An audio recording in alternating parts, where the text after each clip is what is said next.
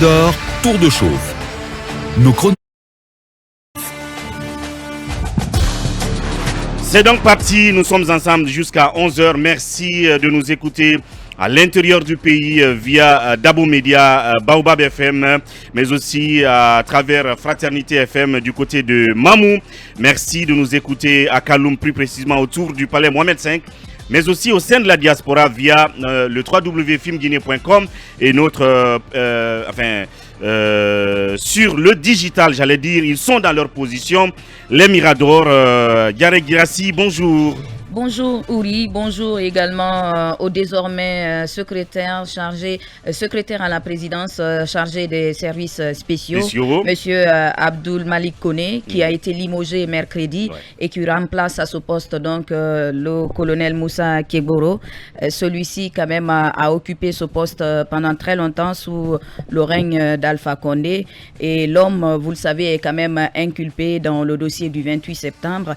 Donc c'est fini pour lui. On peut dire quand même que l'homme, il était quand même dans le viseur, parce que depuis l'avènement du CNRD, le 5 septembre dernier, on a vu quand même que c'était pas la grande amitié. Donc il s'en va à ce poste après avoir servi le pays pendant plusieurs années. En tout cas, il y avait une grosse interrogation suite à l'enlèvement, ou enfin au fait qu'on ait remplacé Malik au poste de directeur national de la police.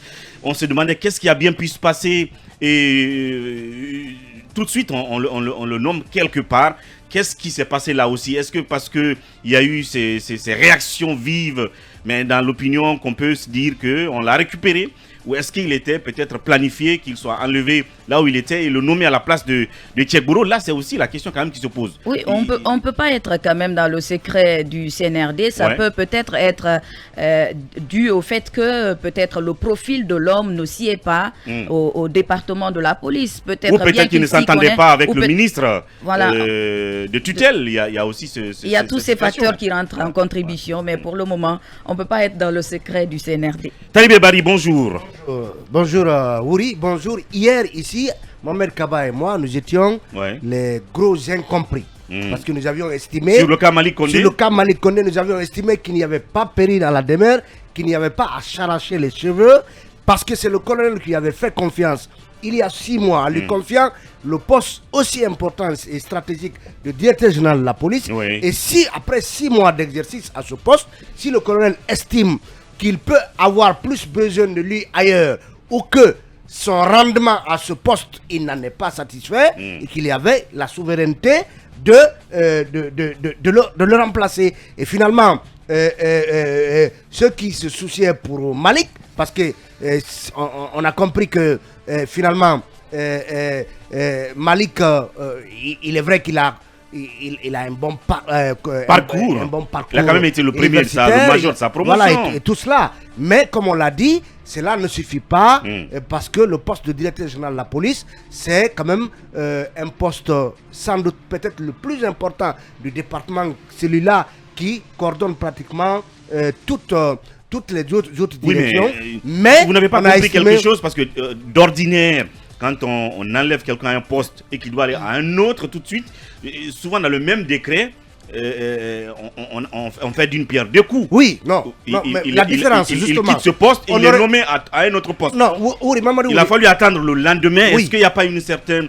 La décision n'a pas rencontré une sorte de déception, de levée de bouclier dans l'opinion pour que l'on se rétracte? Je ne crois du pas. côté du palais Mohamed V. Mamadou Ouri, si par exemple Kone devait être nommé à la tête d'une autre direction du ministère de la Sécurité, peut-être dans le même décret qui a concerné le ministère de la Sécurité, il fallait s'attendre à ce qu'il soit, si c'est au niveau de la routière qu'on devait le nommer, au niveau de la protection civile, au niveau de la sécurité, je ne sais pas, urbaine, peut-être que ça aurait été surprenant que son nom ne soit pas dans la série de personnes nommées donc, au sein du département. Au sein du département. Alors, moi j'estime que ce n'est pas la pression, ce n'est pas le touré. Le colonel certainement avait ses plans à lui, il a estimé que Koné pourrait lui être plus utile au niveau des services spéciaux. Et là où il arrive, vous pensez qu'il a aussi le profil? Parce que là, il va falloir lutter contre le crime organisé, le trafic de drogue, je n'ai pas, attention, moi je n'ai pas suivi l'intégralité du décret. Est-ce que le décret parle comment dirais-je on parle juste de services spéciaux. Voilà. Et ça s'arrête. Alors que Tchegboro, c'était les services spéciaux, la lutte anti-drogue, crime organisé, grand banditisme. Et le grand banditisme. Donc, est-ce que finalement, c'est un poste, en tout cas des fonctions resserrées ou réduites uniquement à la notion de services spéciaux? Donc, le grand banditisme, la lutte contre la drogue n'y figure pas. Bien. Toujours est-il qu'il a un point de chute. Ce n'est pas donc la catastrophe. Bien. Il reste au service de l'État. Il a encore, d'une certaine manière, la confiance du colonel Mamadi Doumbouya. Talibé Bari, droit dans ses bottes, ce n'est pas une catastrophe. Mamadou Djambaldé, bonjour. Bonjour Mamadou et bonjour à tous. Un regard sur cette nomination de Malick Condé, 24 heures à peine avoir été enlevé à son poste précédent. Je crois que ça ne peut qu'être salué par ceux qui croient que M. Malick Condé, il a un pedigree qui répond dans le cadre, comment dirais-je, des services de sécurité. Puis on dit qu'il est diplômé de grandes écoles et que c'est un flic, bien que étant jeune, mais qui est quand même rompu à la tâche. Maintenant, par rapport à cette valse des décrets depuis l'avènement du colonel, je crois que c'est sa méthode. Bien. C'est parce qu'on n'est pas habitué à ça. En Guinée, il y a des gens qui faisaient 30 ans à leur poste. Après, ils falsifient leur extrait de leur âge. Donc, ils se fossilisaient à leur poste. Cette fossilisation, il faut qu'on en sorte. Le maximum, c'est 3 ans. Vous avez certainement souvent des amis au sein des ambassades ici. Bien. Dès qu'il y a le frottement, vous vous habituez. Un jour, il vous envoie un message, il dit, il part. Vous voyez, non? C'est une sorte de crève-cœur. Vous vous dites, mais comment? Bien. Parce qu'il ne faut pas laisser les gens se fossiliser. Bien. Donc, Malick Condé, je crois, étant, comment dirais-je, le remplaçant de Tchegboro, il peut toujours apporter aussi sa pierre à l'édifice sécuritaire guinéen. Bien. Akouma Diallo, bonjour. Bonjour Mamadou Ouri, bonjour à nos chers auditeurs et téléspectateurs, surtout bonjour et félicitations à M. Malick Condé. Merci au président Mamadi Doumbouya d'avoir rétabli quelqu'un qui paraissait être, si vous voulez, une victime, victime de tout montage. Merci et à Malick Condé de se rappeler que le pouvoir, on le conquiert. On le désire, on le conquiert et on s'en protège. Monsieur Malick, vous êtes à un service assez sensible, protégez-vous. Bien, merci Akoumba. Bonjour Emmanuel Milimouno, un mot là-dessus, même si je vais te revenir tout à l'heure. Oui, je dis aussi félicitations à monsieur Malick Condé, qui a quand même un profil qu'on ne peut pas déposer au garage. Parce que quoi qu'il a été dégommé hier, il fallait s'attendre quand même à ce qu'on le rappelle quelque part, parce que c'est quand même... même s'il n'a pas toute l'expérience qu'on voudrait de lui en tant que directeur général de la police nationale, il a quand même le savoir qu'il faut pour lui permettre de grandir au sein de l'appareil sécuritaire et apporter quelque chose. Donc un profil du genre de Malick Condé, on ne peut pas le mettre au garage et l'oublier. Ah, ça c'est clair. Donc moi je m'attendais forcément à son retour. Maintenant il vient aux services spéciaux où était Tchegboro. Où Tchegboro lui-même n'y était finalement que de nom, parce qu'il faut quand même depuis le reconnaître. Depuis le coup d'État en tout cas. Depuis le coup d'État, il n'y était que pour nom. Je ne sais pas si c'est pour sa personne ou si c'est le service lui-même qui n'était plus utile. En tout cas, même il y en a qui disent, bon, j'ai pas eu le temps encore de le vérifier, que le service en tant que tel n'existe plus dans l'architecture de la présidence de la République. Il va falloir le vérifier. Si c'est le cas, peut-être que Malick Condé peut permettre qu'on le ramène dans l'appareil. Oui. Sinon, il va falloir aussi s'accommoder à un Bala Samoura qui est aussi quand même une sorte d'ouragan qui avale tout. Voilà, ça, je pense que comme l'a dit Akoumba, il est en face d'un autre défi. Il va falloir qu'il se batte pour se maintenir. Et qu'il se protège. Déjà que son service soit remis dans l'architecture. mais qu'il fasse ménage avec Bala Samoura, parce que je sais quand même, je pense que ce ne sera pas une cohabitation facile. Bien. Mais Mamadou Bouri, peut-être il y a le cas Tchekboro lui-même. Le cas Tchekboro, Moussa Tchekboro. Pourquoi est-il tombé en disgrâce si ce n'est pas prématuré d'estimer les choses de cette façon? Parce qu'ici, on nous a fait, on avait parlé des rapports difficiles qu'il aurait avec le colonel Bala Samoura, dont on disait pourtant que c'était les meilleurs amis du monde. Jusqu'au 5 septembre. Et même Amara. C'était des bons amis. Et même Amara. Jusqu'au 5 septembre. C'était des bons amis. Oui, des rapports exécrables, pas qu'avec Bala, mais aussi avec le secrétaire général de la présidence, dit-on, Amara. Ou peut-être qu'avec le secrétaire général de la présidence, c'est un peu hérité de la transition du passé, d'Addis. Du passé récent. Parce qu'on sait un peu le traitement que le CNDD à l'époque a réservé au père du colonel Amara Kamara, et Amara Kamara lui-même qui était en formation au Maroc, qui a été ramené Mani Militari, et donc sa famille en a souffert. Donc beaucoup estimaient déjà que le Tchekboro n'était pas en odeur de sainteté avec les hommes forts de cette junte.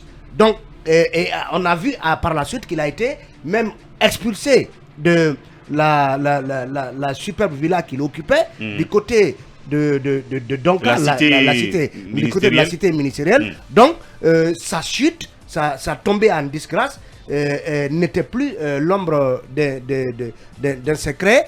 Alors, est-ce que c'est pour contenter le puissant Bala Samoura et peut-être, entre griffes, le vindicatif Amara Kamara, que Tchekboro devait forcément tomber en disgrâce, que Tchekboro a été finalement remplacé? Et même cette notion de services spéciaux, qu'est-ce que c'est finalement? Parce que certains, Emmanuel le rappelait, on l'avait dit ici par le passé, on n'a pas entendu parler des services spéciaux parmi dans l'organigramme ou dans l'architecture de la présidence de la République. Vraiment, c'est quoi ces services spéciaux? Ça retourne de quoi? Comment dirais-je, Malik relèvera de qui? À la présidence. De qui? Est-ce relèvera-t-il de la présidence? Dès lors qu'on n'a pas senti la présence des services spéciaux dans l'organigramme de la présidence, ça laisse penser. Mais si on s'en tient au décret, il est dit qu'il a été, Tchekboro a été limogé au poste de secrétaire à la présidence chargé des services spéciaux. Oui, si on s'en tient à cela, on pourrait dire bien évidemment qu'il remplace donc Tchekboro à ce poste. Le décret même est clair, il est nommé secrétaire général à la présidence chargé des affaires. Absolument. Maintenant, ce que je voulais dire, c'est que c'est très bien, mais qu'est-ce que c'est que ces services spéciaux? Parce que Tchekboro, il était davantage actif sur les questions de drogue, sur les questions de lutte contre le grand banditisme, que, en tout cas, il y a un flou.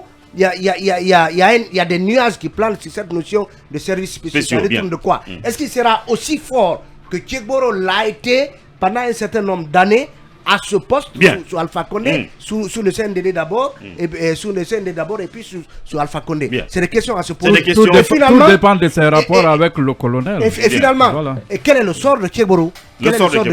Sort judiciaire, vous voulez dire? Oui. En parlant du dossier 28 septembre. Oui, parce qu'il fait partie des gens dont la présence dans l'appareil d'État à des hautes fonctions, il serait régulièrement les défenseurs des droits de l'homme parce qu'il avait été inculpé dans le dossier du 28 septembre. Finalement, quel est le sort qui lui sera réservé?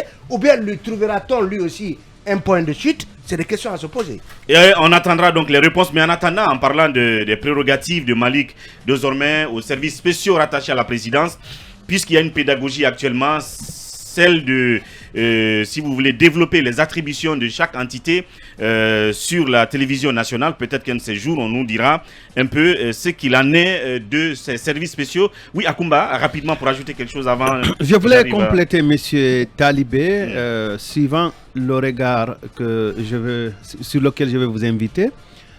Premièrement, je pense que c'est un décret qui a été pris dans la précipitation. Et pourquoi? Celui d'hier ou le premier? Celui d'aujourd'hui. Celui nommant M. Koné au service spécial. Et pourquoi? Le décret, le limogeant, n'a pas précisé qu'il est appelé à d'autres fonctions. Deuxièmement, on a lu ici son message là où il disait qu'il était fier d'avoir servi l'État. Ça voudrait dire... Hein? Et qu'il n'y ait pas eu mort d'homme. Et qu'il n'y ait pas eu mort d'homme, ça voudrait dire qu'il avait consommé son départ qui ne lui avait pas été signifié probablement. L'autre aspect, c'est que durant nos débats, on a quand même évoqué les relations difficiles qu'il entretiendrait à la fois avec monsieur le ministre, mais avec le colonel Bala Samora. Cela peut fouetter les nerfs sentimentaux pour que peut-être que quelqu'un change de position. Et puis, on a précisé ici que c'est quand même, à notre connaissance, le premier membre affiché du CNRD à être débarqué dès son poste. Je pense que ce sont des ingrédients qui pourraient concourir à ce qu'on réfléchisse un tant soit peu pour peut-être le contenter, M. Koné, à travers un nouveau poste. Je voudrais dire que j'ai l'impression que le service sera restructuré. Il sera peut-être restauré déjà, même s'il n'existait pas. Restructuré, restauré et mis en pole position. Et j'aimerais dire que laisser un colonel Tchekbro qui a géré les services spéciaux de cette manière, c'est courir un grand risque. Premièrement, c'est un détenteur de plusieurs secrets d'État. Deuxièmement, c'est un, si je ne me trompe pas, est-ce que c'est pas un gendarme d'origine? Les gendarmes. Gendarme d'origine. C'est un gendarme. Troisièmement, il a tous les dossiers, peut-être là je me répète, tous les dossiers explosifs sur différents cadres de la République de Guinée. Bien. Je pense qu'il aurait été bon de lui trouver un point de chute en attendant que ce qui arriva. C'est-à-dire en attendant le procès dans lequel il est inculpé. De toutes les façons, il saura se défendre. Bien. Et voilà, moi je pense que les cadres, il ne faut pas les jeter directement dans la poubelle. Il faut les laisser eux-mêmes aller vers les caniveaux. Mohamed Kaba, bonjour. Oui, bonjour Ouri Diallo, bonjour aux auditeurs, bonjour aux téléspectateurs. Oui. Bonjour ce matin à mes amis de l'Elator, c'est dans Dalabaye, dans la sous-préfecture de Miti. J'ai de très bons amis de ce côté. Bien. Mais le cas... Même si tu n'y as pas été. Oui, le cas Malik Koné, moi je voudrais me faire violence pour ne pas en parler, parce que c'est un non-événement. Pourquoi? C'est une récompense que le président ne devait pas du tout faire. Récompense à qui? Et puis, le commissaire principal ou divisionnaire, je ne sais pas, il est divisionnaire ou principal? Récompense à qui, Mohamed Kaba? Non, je me demande, rectifiez-moi, il est commissaire principal ou divisionnaire? Je n'en sais absolument rien. Moi, je ne sais pas. On va s'arrêter là. Il est policier. Moi, je comprends rien là. D'accord. Parce que hier... Non, parce qu'il est quand même clair que tu ne le portes pas dans ton cœur. Je ne sais pas pourquoi. Non, du tout. Je lui ai jamais serré la main. Oui, mais attends, on a dit ça que ne veut rien dire. Ça on va a pas dit d'avoir la position que vous affichez. Non, c'est une position très très noble que je vais défendre mort du cuisson. C'est quand même quelqu'un qui mérite tout ce qu'on lui donne comme responsabilité. Selon toi, oui. Mais il a été premier major de sa promotion. Oh, ne nous ramenez pas dans ces Toute débats nationalité de la confondue. République. Il n'a aucune expérience, je vous ai confondue. dit. Ce n'est pas les diplômes qui font l'homme.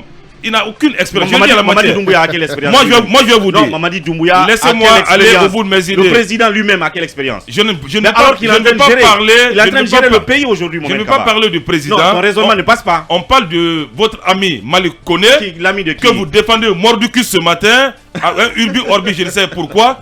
Les prérogatives des services spéciaux du Tigro ont été automatiquement attribuées à la direction centrale des investigations judiciaires. Je ne sais pas qu'est-ce qui va se passer avec de la gendarmerie nationale. Donc, il faut restaurer. On peut plus restaurer cela parce qu'il y aura conflit de compétences. Je ne vois pas cet amour désormais. C'est le président qui décide. Évidemment, c'est la cacophonie que le président est en train de créer. Parce que le désamourant guillemets dont on parle entre le colosse de la gendarmerie et le diplômé de Saint-Cyr, M. Malik Koné, je ne vois pas comment cela va être possible. En clair, je voudrais dire au colonel... Donc qu'est-ce qu'il fallait faire? Il fallait le laisser dans la nature. Non, désormais il faudrait qu'il s'y prête. Un jeune cadre se gaspiller comme ça. Désormais il faudrait que le colonel s'y habitue. Lorsqu'on dégomme à 20h le lendemain, il faut trouver un point de chute pour les cadres. Parce que ça devient un précédent, il faudrait qu'il reste dans cette logique désormais. Bien. Mais je vous ai dit, l'ancien directeur de la police, mais n'est pas le plus diplômé de la police nationale. Ne tombons pas dans ce débat de personnes dans le culte de la personnalité. Malik Koné. Mais attention, moi je me fais violence, je n'en parle pas. C'est un personnage public. Celui qui arrive à sa place, Je me rappelle que toi-même, tu lui faisais des louanges. Et qui ça? Il fallait le nommer. Qui ça? Je pense que c'est normal. Je faisais des louanges à quand quelqu'un est bien, pile. quand une personne est sans pile, on dirait que tu calé, il faut le dire, Mohamed Kaba. Il n'y a pas de gêne à cela. Je voulais vous dire. Voilà. Quand Mohamed Kaba est bien, les gens le disent. C'est un non-événement. Merci. C'est vous qui parlez de Alors on va parler de loyer. Oui. Puisque c'est un non-événement. Oui. Comprenez Kaba, il connaît mieux le secteur de la police guinéenne que nous. Ah, d'accord. Ça, je ne savais pas. J'ai été très ami à Feu Termite Mara. Il a des intérêts là-bas. C'est une présomption assez grave. Mais s'il parle d'expérience aussi, c'est quelque chose à ne pas hypothéquer. C'est important. On a quand même vu que l'administration a été rajeunie, mais c'est pas pour autant dire que il faut pas quand même se fixer sur les compétences. L'expérience compte beaucoup. Oui. C'est vrai qu'on est en train de réclamer. Oui, justement, quand on parle d'expérience et la personne dont on parle n'est pas tombée de la dernière pluie, dans le secteur, mais moi je parle d'un cadre général en fait. Un cadre général, on a vu des ministres très jeunes qui sont aux commandes, mais après moi, en tout cas, selon ma propre vision des choses, je ne vois pas beaucoup de ces ministres bouger. Je ne vois pas en tout cas cette compétence que je recherche chez un ministre. Guirassy, moi je pense que Kaba peut avoir raison sur un pan du fait qu'il n'accepte pas que l'expérience soit un paramètre. Que le diplôme soit un paramètre, même si les diplômes sont un objet de légitimité. C'est un objet de légitimité. Oui, vous avez raison, monsieur Kaba. Quand on prend le cas du professeur Alpha Condé, professeur à la Sorbonne, qui est venu président de la République, on pensait qu'il avait tous les diplômes nécessaires pour... Quel est le lien? Je termine. Non, parce que vous avez... Laisse-moi donner le lien. Non, écoute-moi, le professeur Alpha Condé, avec tous les diplômes qu'on lui reconnaît, qui ne sont pas encore contestables du point de vue académique, est venu, il nous a mis là où il nous a mis. Oui, c'est vrai, parce qu'il n'avait pas eu l'expérience de la gestion des affaires administratives. C'est le bon Donc sens. vous avez raison que les diplômes ne justifient pas la légitimité. Il avait quand même dirigé la FEANF. La FEANF, oui, c'est ce que je dis. Il avait quand même je parle de l'administration publique. Cette FEANF a regroupé quand même beaucoup de cadres dans la sous-région, surtout en Afrique. C'est le bon sens qui dirige. Il a raison. Les diplômes ne justifient pas la légitimité. On va parler du loyer. Aujourd'hui, nous sommes vendredi, c'est bon. Donc, avant de parler du loyer, il faudrait que je donne cette alerte. Oui. Le colonel Mamadi Doumbouya serait très en colère contre tous les ministres qu'il a nommés. Tous les ministres. Mais il n'a qu'à les débarquer. Un rapport même immédiat est demandé à tous les ministres. Et ceux qui sont en mission sont obligés et contraints de vraiment décourter leur séjour à l'intérieur ou à l'étranger. Le colonel demande éminemment un rapport de tous les ministres parce qu'il a été clair, il n'est pas du tout satisfait de ces ministres. Donc quelque chose se flotte en l'air. Certainement, il y a un remaniement en cours parce que même les ministres à l'étranger qui sont en déplacement ont été obligés de décourter leur séjour. D'aucuns sont déjà en route, il y a d'autres qui se préparent. Donc Nanyale doit annuler son déplacement. Il est à Mali, Yembe, au moment où je vous parle. Mais donc il doit annuler son déplacement. Certainement, il va revenir. Très tôt. Nanyale, Morisanda et tous qui sont en déplacement, ils vont tous revenir. Nelson Mandela. On va évoluer. Merci pour l'exclusivité. Oui, bien sûr. Alors, nous allons parler aussi de des décisions et des recommandations du Conseil des ministres qui s'est tenu hier. Et la décision qui a attiré l'attention de tout le peuple de Guinée, c'est celle relative à la limitation du prix du loyer. Pas du prix du loyer. Oui, la limitation à 3 mois de loyer, des avances surtout. Vous savez, c'est un casse-tête aujourd'hui en Guinée. Des bailleurs sans foi ni loi, des démarcheurs, entre guillemets, sans vergogne et sans pudeur, qui vivent sur le dos des pauvres citoyens. Lorsque vous cherchez un appartement, on vous donne 2 ans de loyer d'avance, mais vous ne pouvez pas tenir. Sauf si vous êtes vraiment un pétrolier ou entre guillemets, vous êtes dans les deals, un voleur, vous ne pouvez pas payer 2 ans d'avance ou une année. Aujourd'hui, c'est une décision sage du ministre Ousmane Gawal Diallo qui a porté le projet, il faut le préciser, qui a eu l'initiative de pouvoir défendre cela au sein du gouvernement. Donc désormais, la limitation des loyers est prévue pour 3 mois seulement. Mais ce qu'on ne dit pas, quel sera le mécanisme de ce suivi? Quelles sont les mesures d'accompagnement? Parce que moi, Mohamed Kaba, bailleur de mon immeuble, je peux fixer à n'importe quel prix le prix de mon loyer, mais qui derrière pour me contraindre? Non, je pense qu'on va donner les détails. Il n'y a aucun détail déjà sur cette mesure. Un test réglementaire. Et je ne vois pas comment elle sera respectée. Non, si vous arrivez chez quelqu'un qui demande plus de 3 mois, eh bien, vous pouvez vous plaindre. On vous dira, c'est pas l'État qui a construit mon immeuble. C'est ce qui s'est dit réellement. L'État n'a pas construit mon immeuble, j'ai pris mon fils comme je veux. C'est juste le Conseil des ministres qui a pour l'instant adopté la mesure.